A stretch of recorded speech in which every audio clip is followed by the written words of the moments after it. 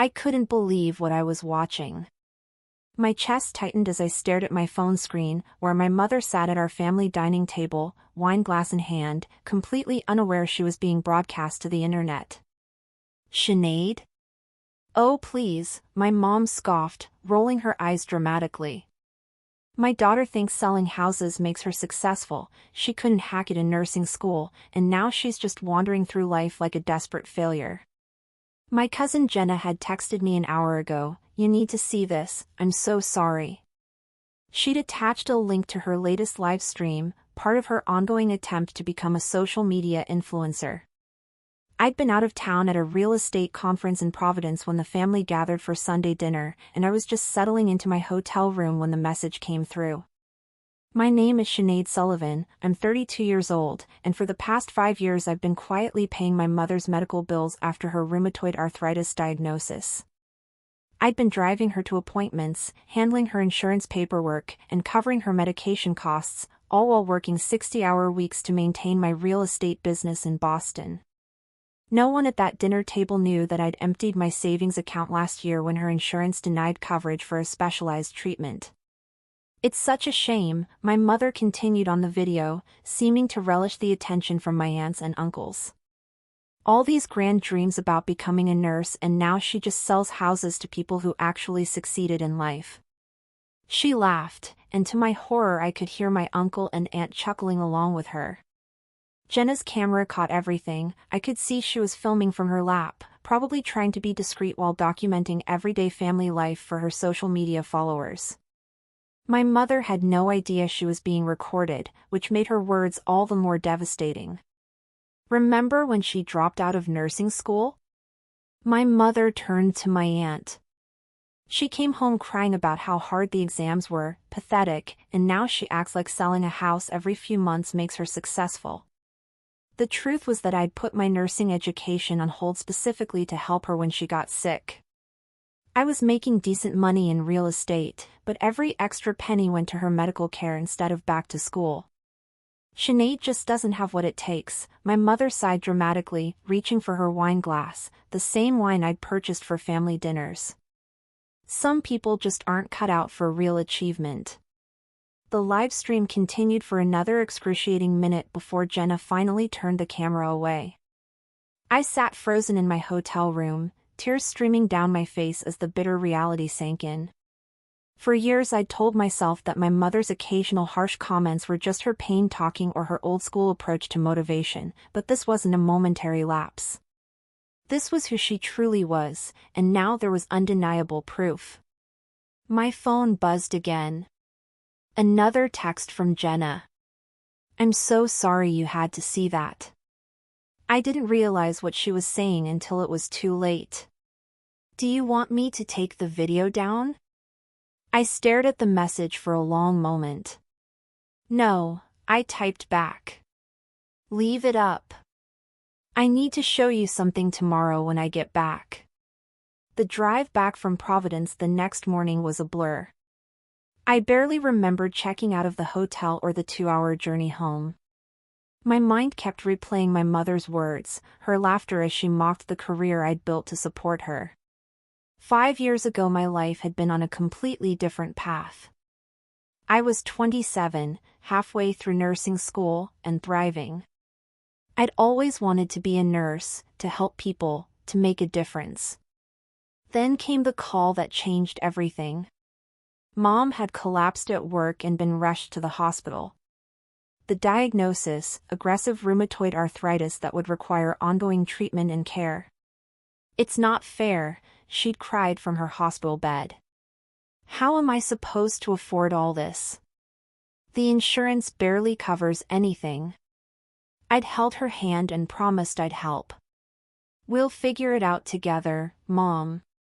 My father had passed away when I was in high school, leaving Mom and me to rely on each other.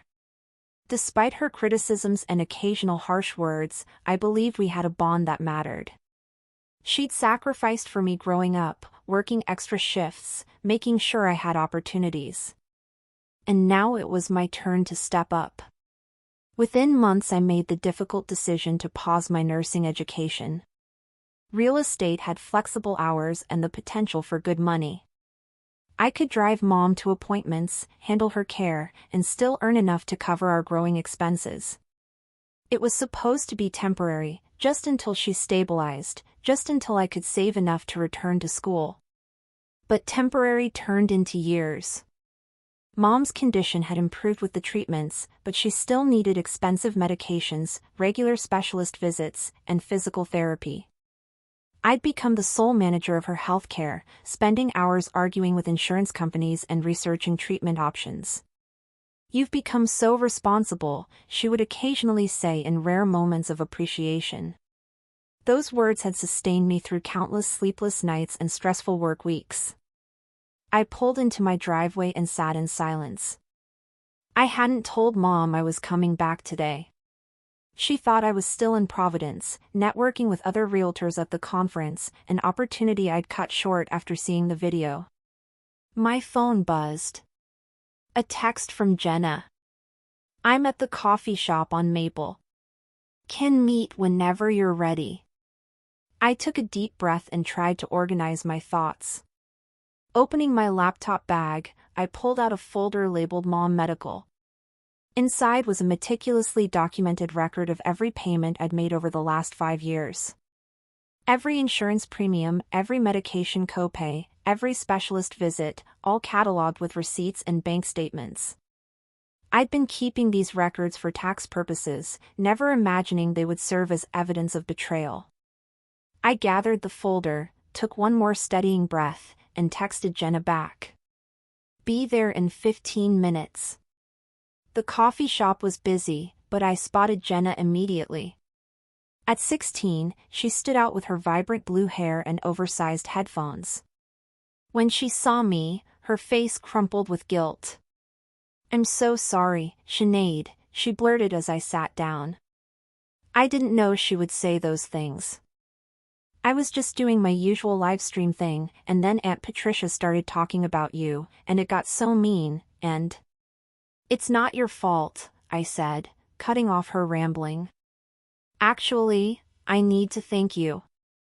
Jenna looked confused. "Thank me? For what?" I placed the medical folder on the table and opened it, revealing 5 years of payment records, appointment schedules, and insurance correspondence. "For showing me the truth," I said quietly.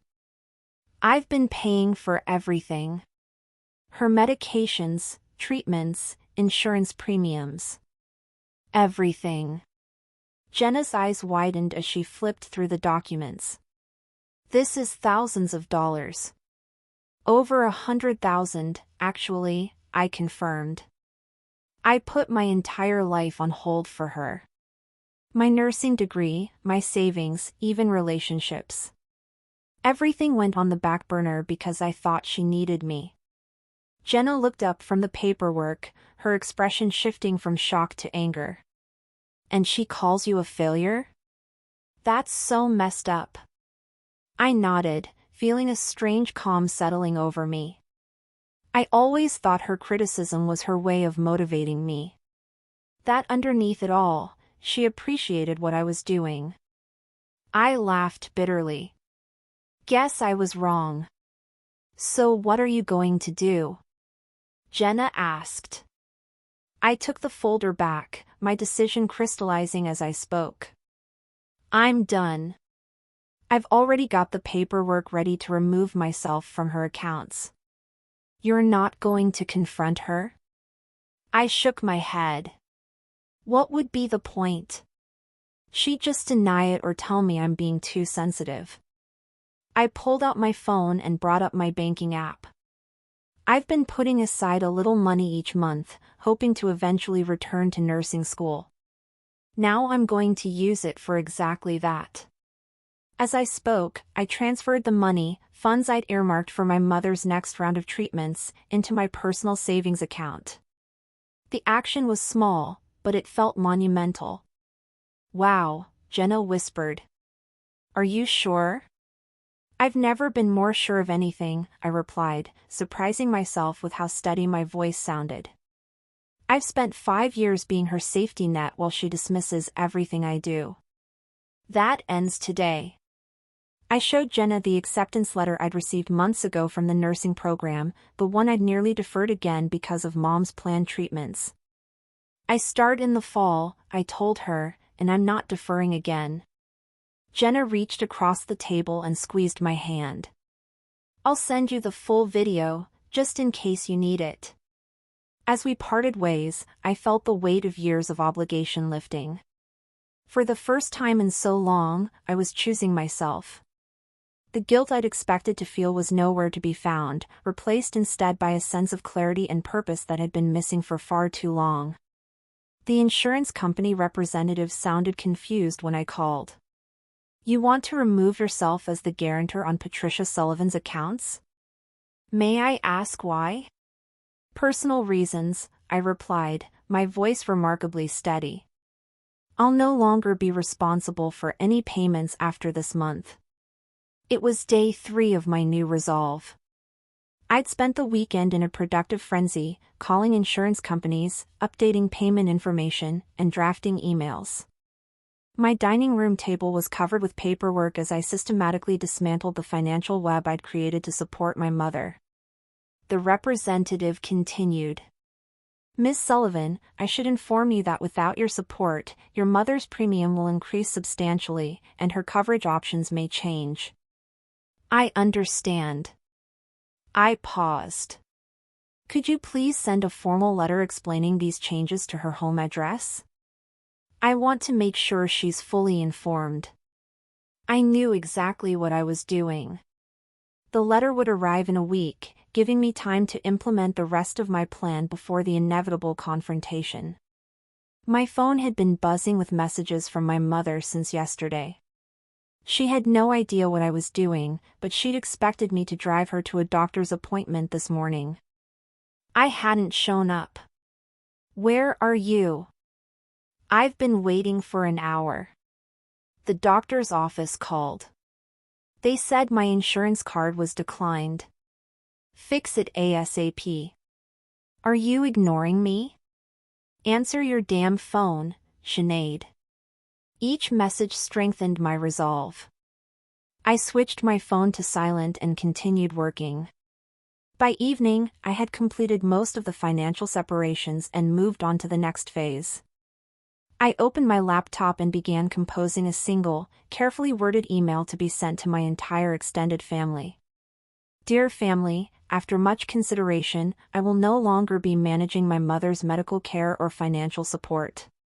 For the past 5 years, I have covered all expenses related to her condition, totaling over $120,000. This has included insurance premiums, medication costs, specialist visits, and numerous treatments. I've made this decision for personal reasons, but I wanted you all to be informed, as my mother may require assistance moving forward. Attached is a detailed breakdown of the support I've provided over the years, should any of you wish to help.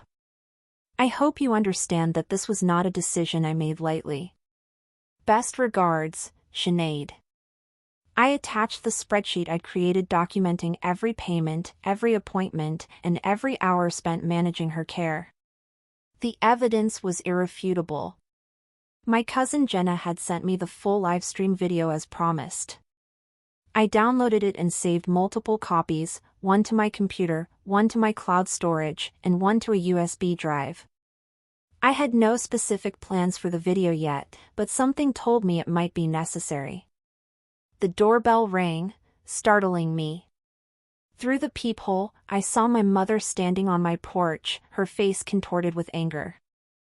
I stepped back, my heart racing.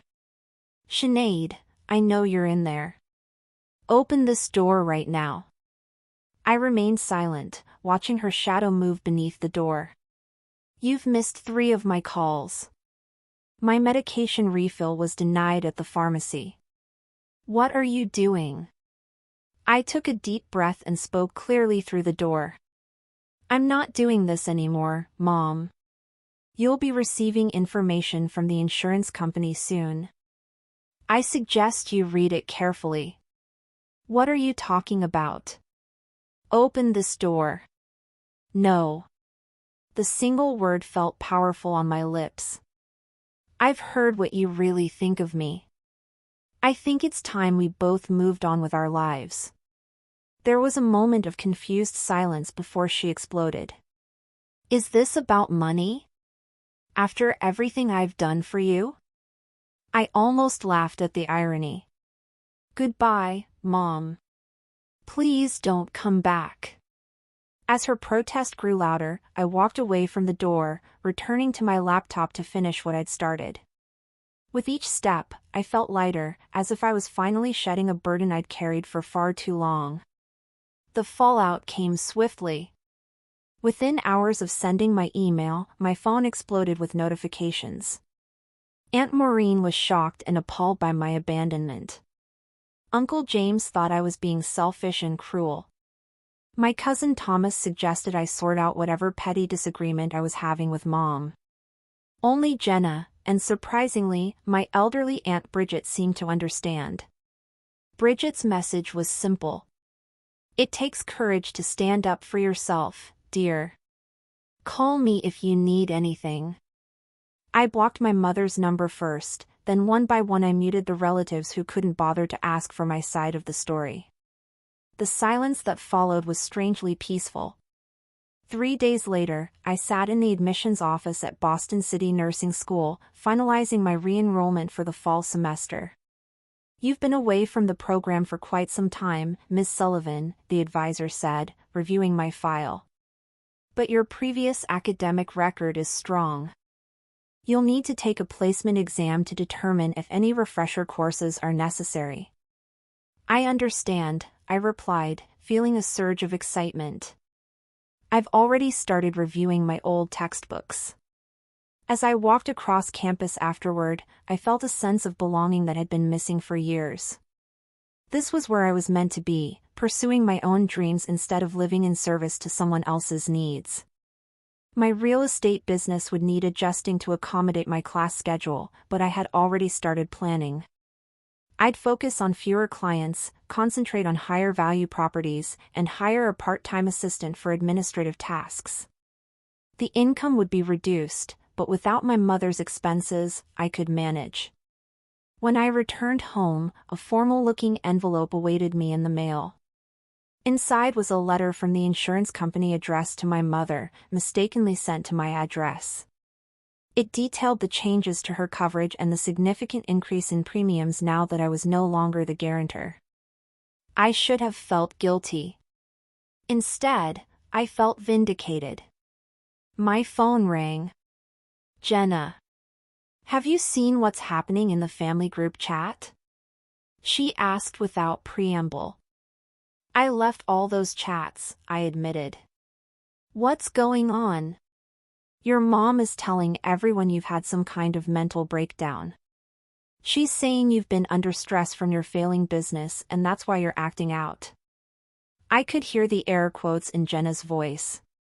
"She's completely twisting everything around." I sighed, unsurprised. Classic deflection.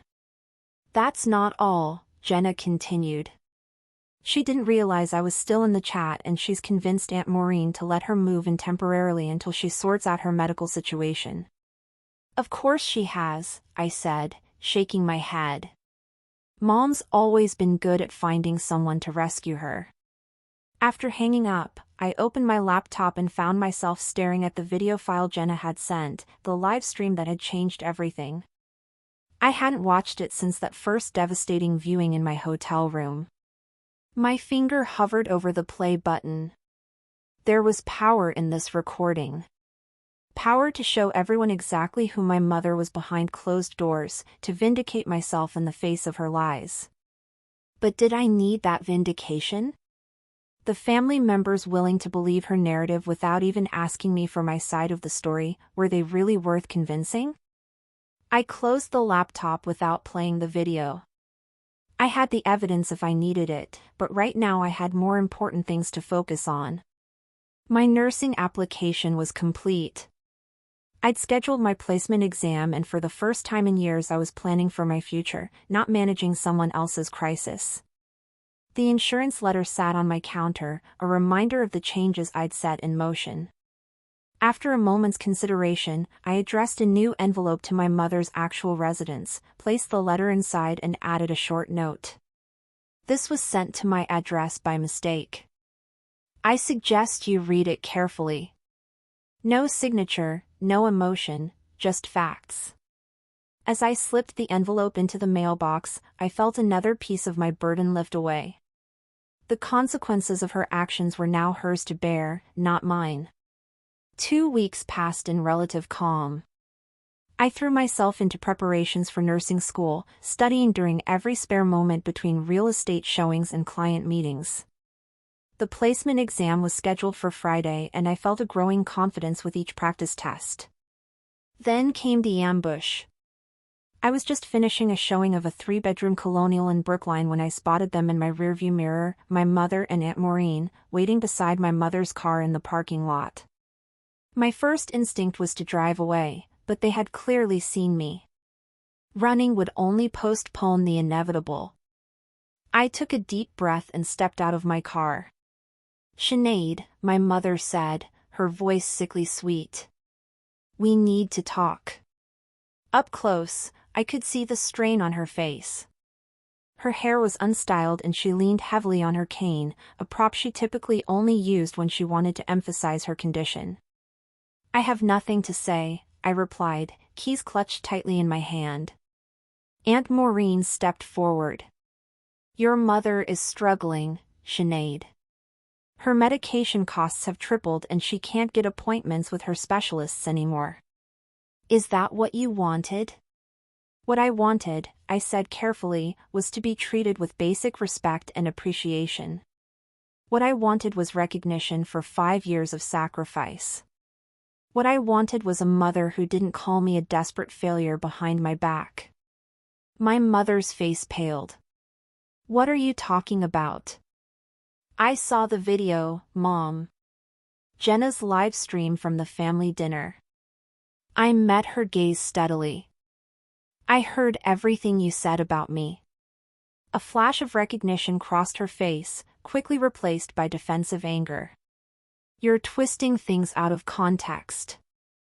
"I was just venting a little frustration." "Everyone does that." Aunt Maureen looked confused.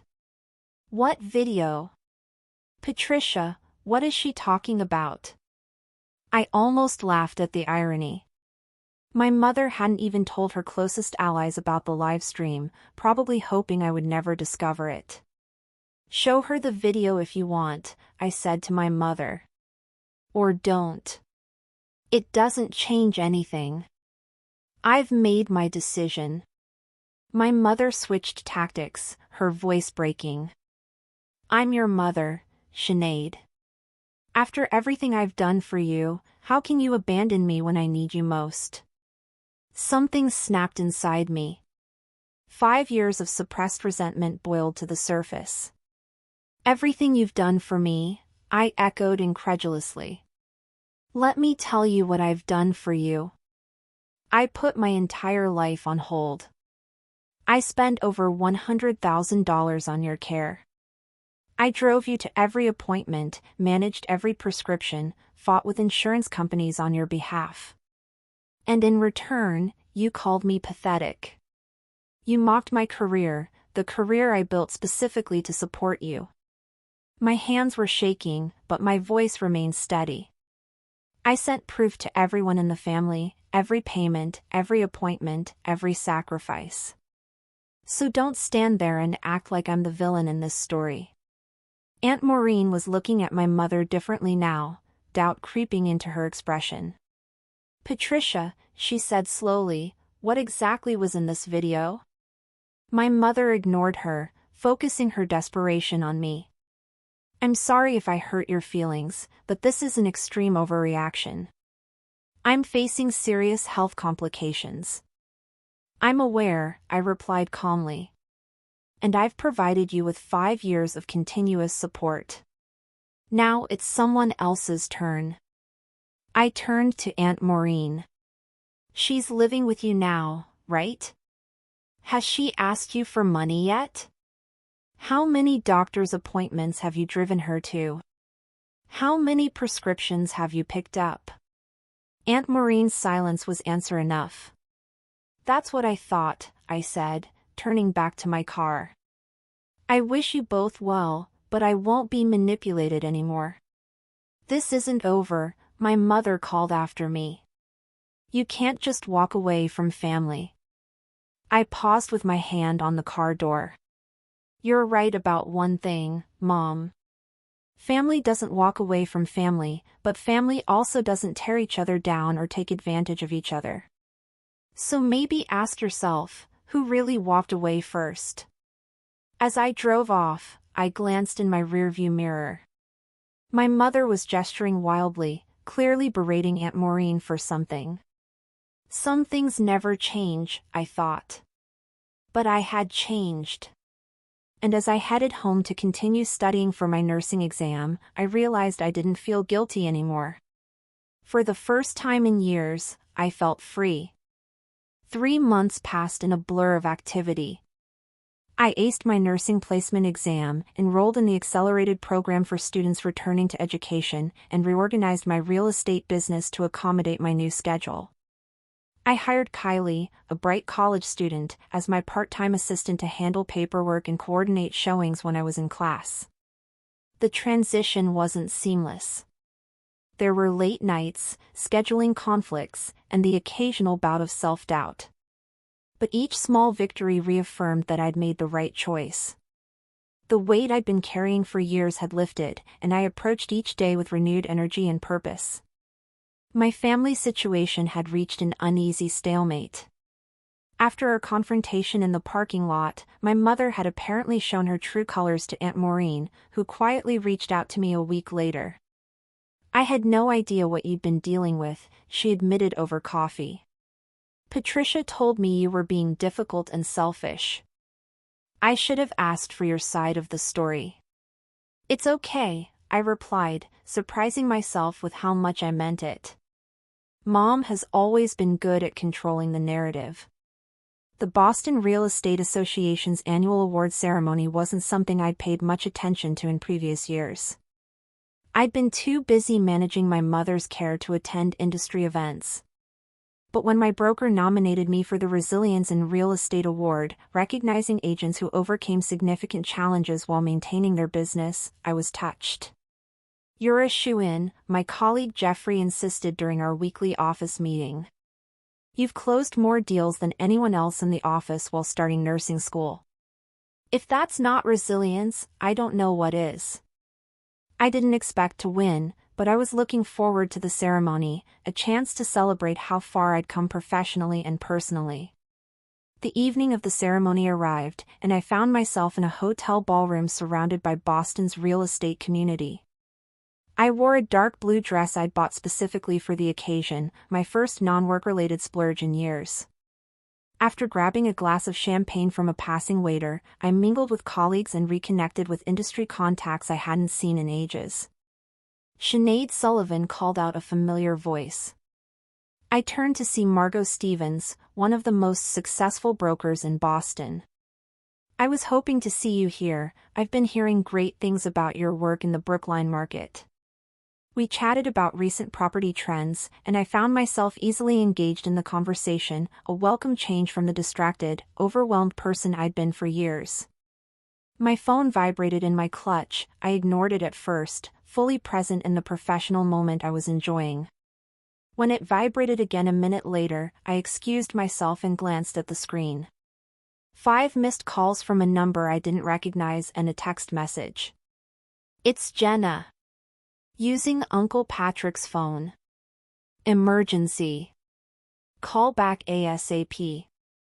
A knot formed in my stomach. I stepped into a quiet hallway and returned the call. Jenna? What's going on? I'm so sorry to bother you, Jenna said, her voice tense. I'm at the hospital with your mom. She fell and they think it might be a reaction to her new medication. She's asking for you. I closed my eyes waiting for the familiar wave of guilt and obligation to wash over me. It came, but it was different now. Manageable, not overwhelming. Is she stable? I asked. Yes, but they're keeping her overnight for observation. I didn't want to call, but Uncle Patrick insisted. I heard muffled voices, then a shuffling sound as the phone changed hands. Sinead? Patrick here. Look, I know things have been difficult, but your mother needs you. The doctors have questions about her medical history that we can't answer. As we spoke, I saw the ceremony attendees moving into the main ballroom. The awards presentation would be starting soon. I understand, I said, making my decision. But I'm at an important work event right now. I can come by the hospital afterward. This is your mother we're talking about, Patrick's voice hardened. Surely whatever party you're at can wait. The old Sinead would have acquiesced immediately, abandoning her own needs for her mother's. But I wasn't that person anymore. I'll be there in about 2 hours, I said firmly. Please tell the doctors I'll answer any questions then. And Patrick? Thank you for being there for her. I ended the call and took a deep breath. As I turned to rejoin the ceremony, I caught my reflection in a decorative mirror, shoulders back, head high, eyes clear. For the first time in years, I recognized myself. And the winner of the Resilience in Real Estate Award goes to Sinead Sullivan. The room erupted in applause as my name was announced. For a moment, I sat frozen in shock. I genuinely hadn't expected to win. Jeffrey nudged me with his elbow, grinning broadly as I rose and made my way to the stage. The crystal trophy felt substantial in my hands as I approached the microphone. Looking out at the audience, I saw colleagues, mentors, and competitors united in recognition of my work.